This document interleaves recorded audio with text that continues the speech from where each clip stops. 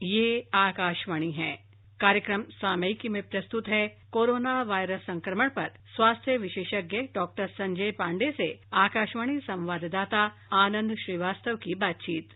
Doctor Sanjay, सबसे पहले यहीं से शुरू करते हैं। पिछले कुछ समय से अगर हम 10 दिन पहले जाते हैं तो अचानक से जो मरीजों की संख्या है वो 3000 के आसपास लगातार आ रही थी। पिछले 2-3 दिनों में यहाँ मरीजों की संख्या कम हो गई है। अब एक सवाल यहाँ पर उठता है कि क्या जो बहुत सारे स्वास्थ्य विशेषज्ञ कह रहे थे कि कोरोना का कोई पीक आने वाला है और वो अलग अलग शहरों में अलग अलग समय पर आएगा, क्या दिल्ली में वो पीक आकर चला गया? अगर हम दिल्ली के बारे में एक स्टडी करें तो जून के महीने में ऐसा लग रहा था कि पैनिक हो रहा है, तो जो हमारा पॉजिटिविटी रेट 30% चला गया वो घट के 8-9 के आसपास आ गया है। कल का तो शायद 7.5% था। अगर हम ग्राफ देखें तो 1,500 बीमार हो रहे हैं, 1000 बीमार हो रहे हैं, लेकिन ठीक 2,500-3 हजार पेशेंट हो रहे हैं। तो हमारा जो एक अनुपात है ठीक होने वाले पेशेंट्स का वो धीरे धीरे बढ़ के 80% के आसपास चला गया है। तो इससे 2 फायदे हुए हैं। पहला फायदा ये हुआ है कि अस्पतालों में बेड की कमी जो थी अब वो खत्म हो गई है। लोगों में कॉन्फिडेंस आया है कि अगर हम बीमार भी पड़ गए तो कोई घबराने वाली बात नहीं है, बेड मिल जाएगा। तो इस तरह से एक कॉन्फिडेंस बिल्डअप हुआ है और हम ये कह सकते हैं कि जो दिल्ली में एक पीक आया था जून के मध्य में, वो अब हम धीरे धीरे डिक्लाइन की तरफ जा रहे हैं। डॉक्टर संजय, जो कोरोना संक्रमित व्यक्ति है वो प्लाज्मा कब डोनेट कर सकता है? एक बार अगर उसने प्लाज्मा दान कर दिया तो क्या 3 महीने के बाद दोबारा कर सकता है? एक और सवाल, क्या व्यक्ति वो भविष्य में रक्तदान भी करने योग्य है या नहीं? जो कोरोना का पेशेंट है जब वो रिकवर हो जा रहा है तो वो प्लाज्मा डोनेट कर सकता है, लेकिन रिकवर होने के 14 दिन के बाद वो डोनेट कर सकता है। दूसरी, उसकी एक उम्र होती है कि उस उम्र के बीच का व्यक्ति कर सकता है। जैसे ब्लड डोनेशन भी हम करते हैं तो जो 18 से 60 का एज है उस बीच के जो लोग हैं वो ब्लड डोनेट करते हैं। उसी तरह प्लाज्मा में भी एक जो एज ग्रुप बनाया गया है वो वही है, करीब करीब 18 से 60 का। तीसरा, उसमें कुछ एक्सक्लूजन कैटेगरी है कि कौन कौन नहीं कर सकता है। तो जैसे अगर कोई पेशेंट गंभीर बीमारी से ग्रस्त है या डायबिटीज से ग्रस्त है या कैंसर का इलाज करा रहा है या कोई प्रेग्नेंट लेडी है तो उससे हम प्लाज्मा नहीं लेते हैं। रही बात कि प्लाज्मा डोनेशन के बाद क्या आप ब्लड डोनेशन कर सकते हैं? जरूर कर सकते हैं। जैसे हम ब्लड डोनेशन भी करते हैं तो रिकमेंडेशन यही है कि 3 महीने के अंतराल में हम एक दोबारा ब्लड डोनेशन कर सकते हैं, अनलेस अनटिल हमारे पास और कोई समस्या ना हो जिसकी वजह से ब्लड डोनेशन हम ना कर पाए। तो प्लाज्मा डोनेशन करने के बाद आप 3 महीने के बाद दोबारा से ब्लड डोनेशन कर सकते हैं, उसमें ऐसी कोई दिक्कत नहीं है।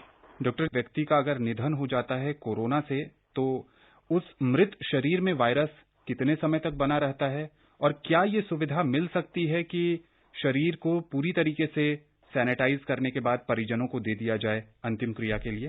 देखिए, इसके बारे में कोई भी गाइडलाइन नहीं है कि मृत होने के बाद कितनी देर तक वायरस जिंदा रहता है, लेकिन रिकमेंडेशन यही है कि मृत होने के बाद जल्द से जल्द हम बॉडी को डिस्पोज कर दें और उसका दाह संस्कार कर दें।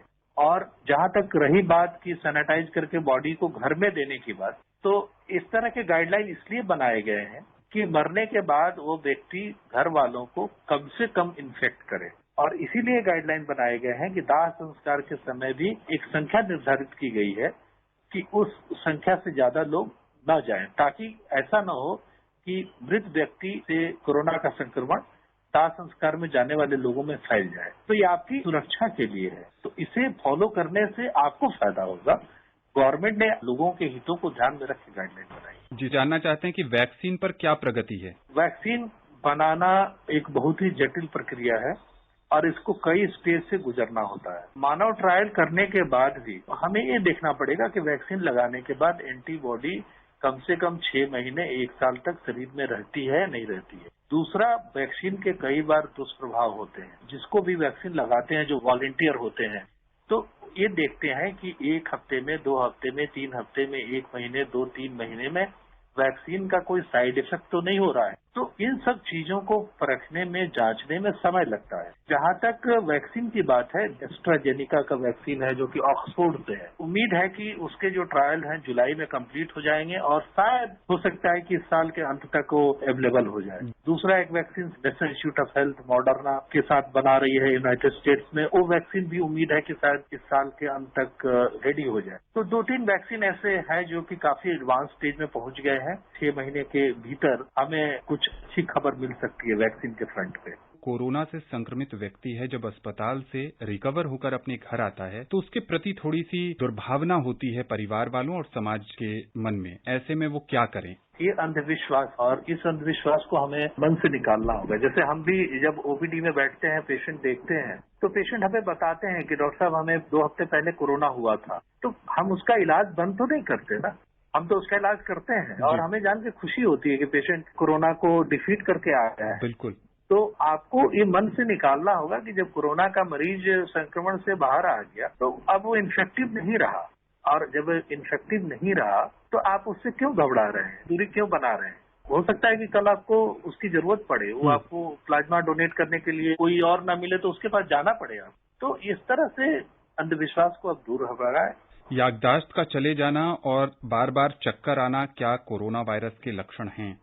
कोरोना के जो 2 लक्षण आप बता रहे हैं, चक्कर आना या याददाश्त चले जाना, ये एक कॉम्प्लिकेशन हो सकता है, लेकिन ये कोरोना के प्रारंभिक लक्षण नहीं है। तो अगर किसी की याददाश्त चली जा रही है और चक्कर आ रहा है तो हम उसको ये नहीं कह सकते इसको कोरोना हो गया। हाँ, अगर किसी को कोरोना हुआ है और कोरोना की वजह से वो काफी सीवियर कोरोना के स्टेज में चला गया है तो हो सकता है कि ये कॉम्प्लिकेशन के तौर पे उसकी याददाश्त चली जाए, ऐसा संभव है। लेकिन सिर्फ याददाश्त चला जाना और चक्कर आना कोरोना के लक्षण नहीं। अगर आप प्रिकॉशन लेते हैं, जैसे मास्क पहनते हैं, सोशल डिस्टेंसिंग मेंटेन करते हैं, हाथ बार बार धोते हैं, साफ सफाई का ख्याल रखते हैं, तो आप अपने काम पे जाइए और अपना काम करिए। वापस लौटकर क्या सावधानी बरतें? क्या कपड़े बदलें, नहाएं, क्या करें? देखिए, वापस आके जैसे अगर आप ऑफिस जा रहे हैं तो आप कपड़े जरूर बदलें और जो घर में साफ कपड़े हैं उसको पहन लें और जो आप पहन के आए हैं उसको धोने में डाल दें। तो छोटी छोटी चीजों में सावधानी अगर आप बरतते हैं तो आपकी दैनिक जो दिनचर्या है मेरे ख्याल से अब तो नॉर्मल हो जानी चाहिए। जेल में कोरोना वायरस कैसे पहुंच गया? कोरोना वायरस दिखता नहीं है। जैसे आप जेल में किसी के आने जाने पे प्रतिबंध लगा सकते हैं, अब वायरस पे प्रतिबंध नहीं लगा सकते हैं। जैसे कोई मान लीजिए कि पुलिस वाला या कोई कैदी या कोई भी जेल में काम करने वाला स्टाफ है, अगर वो कहीं बाहर से अंदर आ रहा है जेल में तो कोरोना वायरस आ सकता है, और अगर एक बार आ गया तो एक इंसान से दूसरे इंसान में फैल सकता है, क्योंकि कई बार 80% लोग तो एसिम्प्टोमेटिक होते हैं। बिल्कुल। इसलिए तो सरकार बार बार कहती है कि अब सोशल डिस्टेंसिंग बनाइए, तो जेल में भी जा सकता है कोरोना वायरस। बड़ा सवाल है डॉक्टर संजय कि अगर रिकवरी रेट जो इस समय भारत में लगभग 63% के आसपास है, अगर वो 100% पर पहुंच गया तो वैक्सीन की फिर उस समय अहमियत किस तरीके से होगी? इसमें यह देखने वाली बात होगी कोरोना का जो संक्रमण है आगे किस तरह से बिहेव करता है, और अगर हर्ड इम्यूनिटी आ जाती है और 50-60% पॉपुलेशन ऑलरेडी इन्फेक्टेड हो जाता है तो हो सकता है कि इम्यूनिटी अपने आप आ जाए। लेकिन एक वल्नरेबल पॉपुलेशन है, जैसे अस्पतालों में काम करने वाला कर्मचारी, पुलिस, बस ड्राइवर, सफाई कर्मचारी, जो कि एक पब्लिक को डील करता है, उसको वैक्सीन की जरूरत रहेगी। उसे हमें वैक्सीनेट करना पड़ेगा क्योंकि उसको इन्फेक्शन के ज्यादा चांस होते हैं। तो वैक्सीन की अहमियत रहेगी, वैक्सीन की अहमियत कम नहीं होगी। तो जब व्यक्ति कोरोना से मुक्त हो जाता है, उसकी रिपोर्ट कोरोना नेगेटिव आती है, तो जो दिमाग पर पड़ने वाला असर है वो भी समाप्त हो जाता है या वो कुछ समय तक रहता है? कई लोगों को एंजाइटी की समस्या होती है। कहने के लिए तो दिमाग पे असर है, लेकिन उसका कोई दिमाग पे डायरेक्ट असर नहीं पड़ रहा है, लेकिन आपके अंदर एंजाइटी है या कई बार एक पैनिक अटैक की हमें कोरोना हो गया, अब क्या होगा, आसपास के लोग क्या सोचेंगे, घर जाऊंगा तो पता नहीं हमारा वेलकम होगा या हमें कुछ दिन और आइसोलेशन में रहना पड़ेगा, अगर मैं अपने जॉब पे दोबारा जाता हूं तो जो हमारे आसपास के लोग हैं जॉब करने वाले, वो हमारे बारे में क्या सोचेंगे। तो इस तरह से एक एंजाइटी ऐसा दुष्प्रभाव है जो कि देखा गया है कोरोना के पेशेंट, खासकर जब वो रिकवर हो जाते हैं। तो इस तरह से हम पैनिक, एंजाइटी या जो भी डिप्रेशन के सिम्टम है उससे काबू पा सकते हैं। डॉक्टर संजय, आकाशवाणी के इस खास कार्यक्रम से जुड़ने के लिए और विशेषज्ञ राय साझा करने के लिए आपका बहुत बहुत शुक्रिया। धन्यवाद। अभी आप सुन रहे थे कोरोना वायरस संक्रमण पर स्वास्थ्य विशेषज्ञ डॉक्टर संजय पांडे से आकाशवाणी संवाददाता आनंद श्रीवास्तव की बातचीत। ये कार्यक्रम आकाशवाणी के समाचार सेवा प्रभाग द्वारा प्रस्तुत किया गया। इसे आप हमारे mobile app news on AIR पर भी सुन सकते हैं।